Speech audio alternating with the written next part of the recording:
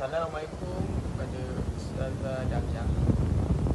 Kami dari kumpulan 4 dan tajuk perbincangan kami adalah integrasi.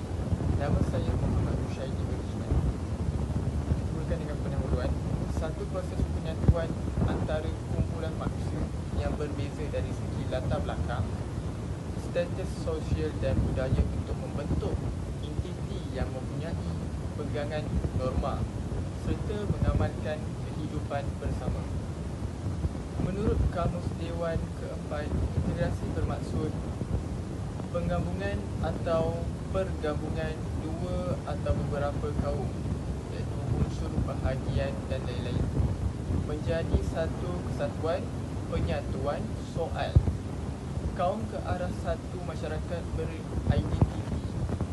Di Malaysia, integrasi dapat dilihat dari segi kekauman, identiti dan kesatuan memupuk rakyat majmuk dan harmoni.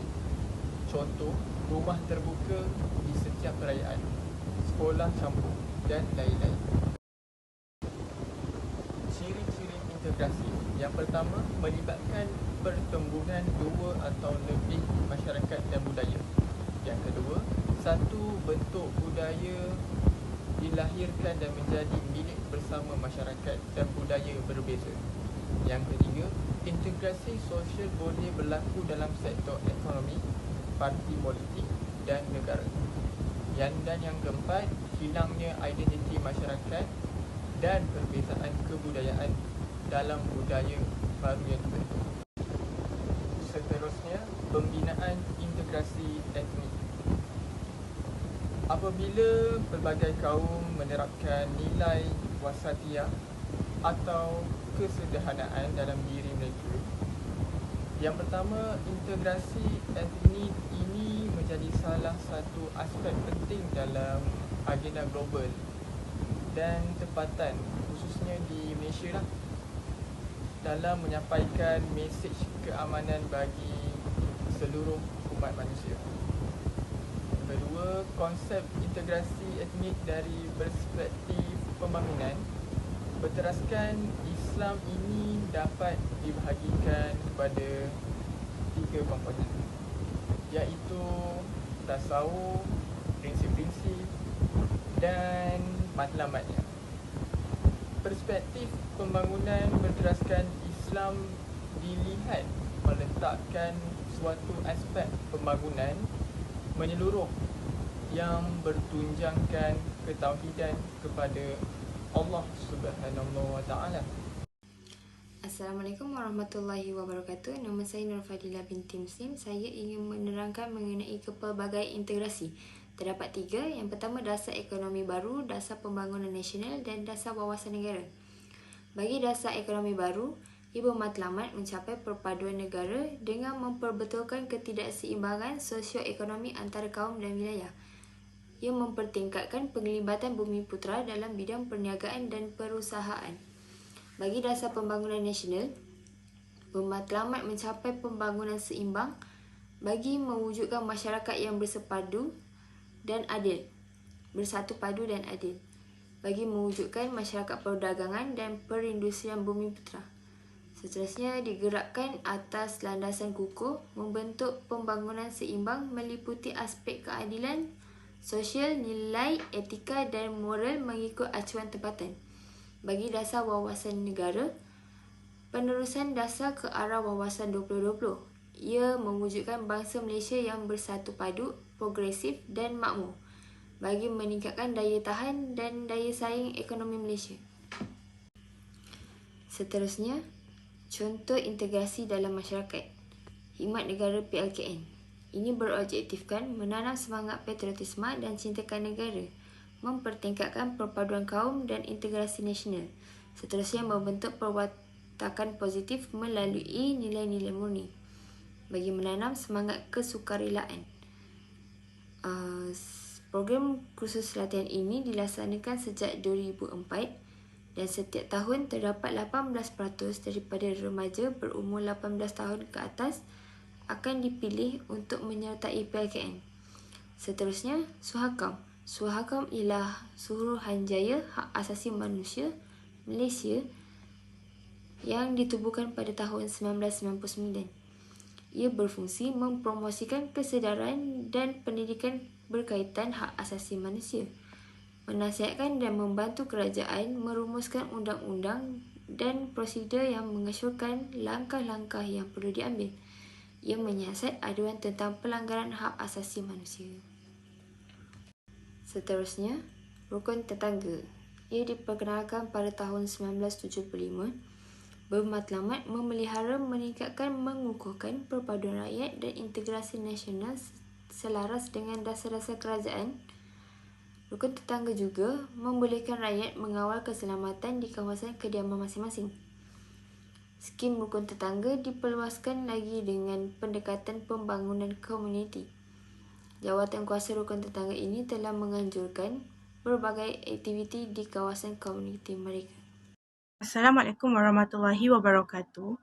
Saya Nur Amira Izzati binti Zulkafli akan membentangkan tentang kepentingan integrasi. Kepentingan integrasi yang pertama adalah dapat mempertahankan demokrasi di mana semua etnik harus mempertahan demokrasi yang bersumberkan pemerintahan rakyat untuk rakyat. Di sini saya ingin bercakap tentang bahawa integrasi di dalam etnik yang berlainan akan dapat dimanfaatkan dengan menjaga antara satu sama lain. So, untuk kepentingan yang kedua pula ialah dasar-dasar kerajaan dapat melahirkan masyarakat yang lebih adil dari segi sosioekonomi. So, dari kepentingan kedua ni, kita dapat tengok dasar-dasar kerajaan yang melahirkan masyarakat yang lebih adil dari segi sosioekonomi. Sosioekonomi di sini kita dapat tengok macam bagaimana masyarakat Cina mereka lebih terdorong kepada berniaga, dan bukan tu sahaja, kita dapat tengok di sini bahawasanya di mana seperti contoh yang kita ada seperti universiti awam yang diberikan kepada golongan Melayu dan lain-lain, dan selain daripada itu. Seterusnya, kepentingan yang ketiga adalah membentuk masyarakat yang menjalin ikatan kukuh dari segi kekeluargaan dan keagamaan. So, dalam teks ni kita dapat tengok sebagai contoh dia semasa banjir yang berlaku di Shah Alam tempoh hari. So, kita dapat melihat bahawa Malaysia merupakan negara yang sangat majmuk, bahawa contoh yang kita dapat tengok, tak silap saya ada satu kuil yang masak juga menyediakan makanan untuk mangsa-mangsa banjir, dibantu juga oleh Melayu dan Cina, pelbagai etnik di sana, pelbagai masyarakat di sana dalam membantu menjayakan sesuatu seperti inilah masak untuk mangsa banjir. So, daripada contoh ni kita dapat melihat bahawa masyarakat yang majmuk dalam integrasi ni, kita dalam situasi tu dapat membina kekeluargaan dan tak kurang keagamaan masing-masing. Seterusnya, yang keempat adalah perpaduan dapat mewujudkan masyarakat majmuk yang bersatu dan stabil. So, dekat sini kita dapat lihat kalau di Malaysia, kita ada banyak kaum masyarakat, kita ada masyarakat yang majmuk dan berbilang bangsa, berbilang agama. Namun begitu kita nampak semua hidup aman damai, tak ada berlaku rusuhan ke, tak ada rusuhan antara kaum yang berlaku. Kita dapat hidup dengan bahagia di Malaysia. So, ini adalah antara kepentingan integrasi yang terdapat di Malaysia. Okay, yang berikutnya adalah kenapa kita rakyat Malaysia perlu faham integrasi. So, jadi saya akan berkongsi di sini bahawa Malaysia tak akan mencapai kemajuan yang kita ada pada hari ini sekiranya kerajaan tidak sedar tentang betapa pentingnya perpaduan antara kaum dan integrasi nasional dalam menjamin kesejahteraan negara. Okey, Bagi contoh, rusuhan kaum juga tak berlaku dah sebagaimana yang pernah berlaku pada 11 Mei 1969.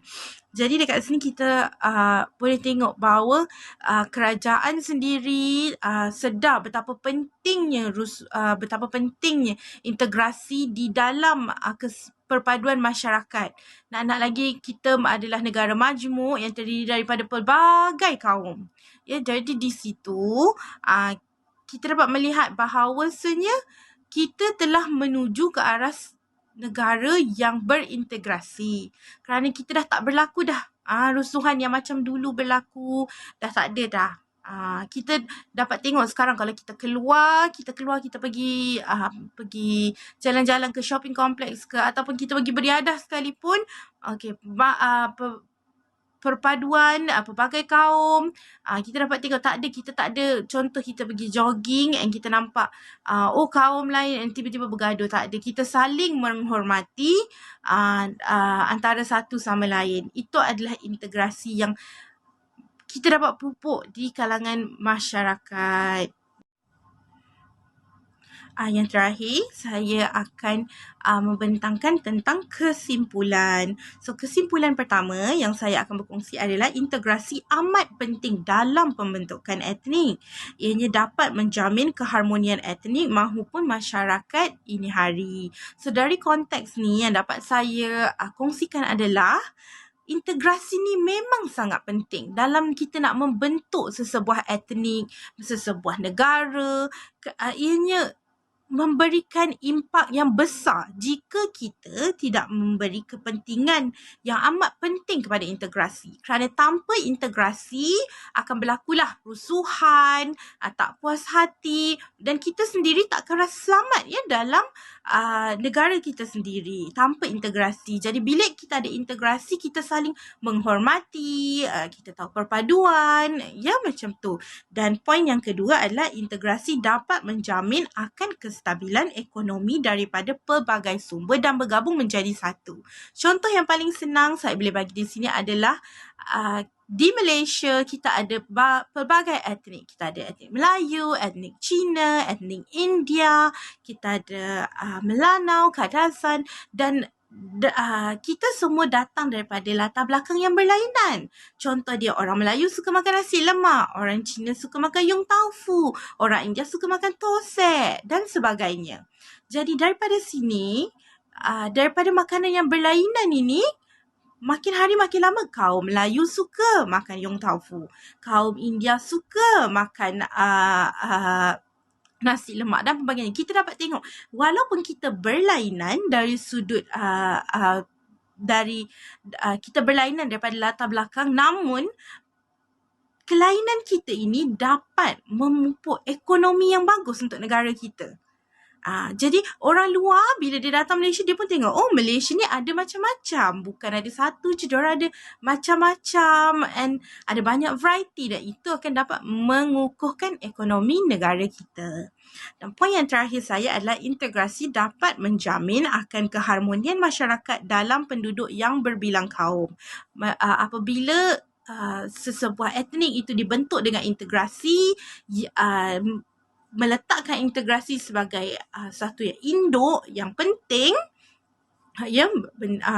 jadi rakyat akan dapat hidup dengan bahagia dan harmoni. Kenapa kita dapat hidup dengan bahagia dan harmoni? Kerana adalah kita telah saling menghormati dan mengetahui di mana poin-poin yang penting. Contohnya kita tahu kita di Malaysia kita pelbagai kaum. Jadi kita memang menghormati. Bukannya macam kita tahu, dia agama itu kita mempersendakan agama dia. Tak. Di Malaysia kita menghormati segala semua dan kita dapat memupuk keharmonian tu. Kalau kita sekarang pergi ke majlis orang kahwin ke apa, kita dapat tengok majlis orang kahwin sekarang berbilang kaum, semua ada. Dan kadang-kadang mereka juga pakai baju kurung ke, pakai baju apa. Yang kita juga kadang pakai pakaian mereka. Jadi di sini kita dapat tengok bahawa keharmonian dalam sesebuah etnik itu sangat terjamin dan telah dibentuk dengan baik. Sekian, terima kasih.